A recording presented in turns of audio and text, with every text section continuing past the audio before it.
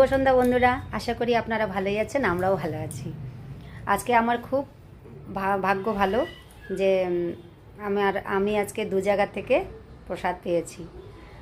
তো প্রসাদ কোথার থেকে এসেছে বলছি, হ্যাঁ, আর কে নিয়ে এসছে সেটাও বলছি। এই যে প্রসাদ নিয়ে এসেছে এই যে পুরী থেকে আমার ভাস্তি পুরী গেছিলো।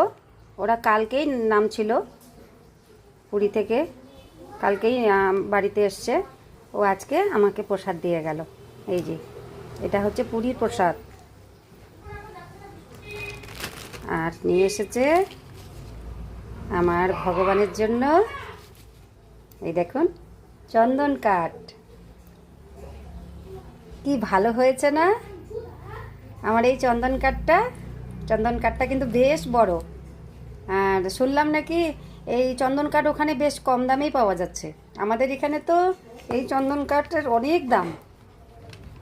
তো ও আমার জন্য যে চন্দন কাঠটা নিয়ে আসছে, আমি এত খুশি হয়েছি যেহেতু গরমের দিন চলে আসলো।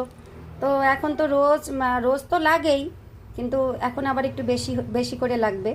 তাই চন্দন কাঠটা নিয়ে এসে ও খুব ভালো করেছে। আর আমি ভীষণ খুশি হয়েছি।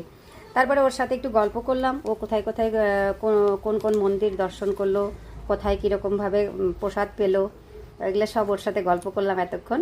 তো ও এখনই বাড়ি চলে গেল। আর এই যে আমি এতক্ষণে আপনাদেরকে দেখালাম। কেমন হয়েছে কমেন্ট করে জানাবেন। হ্যাঁ, আমার এই ভগবানের জন্য যে চন্দন কাঠটা নিয়ে এসছে কেমন হয়েছে এটা বলবেন।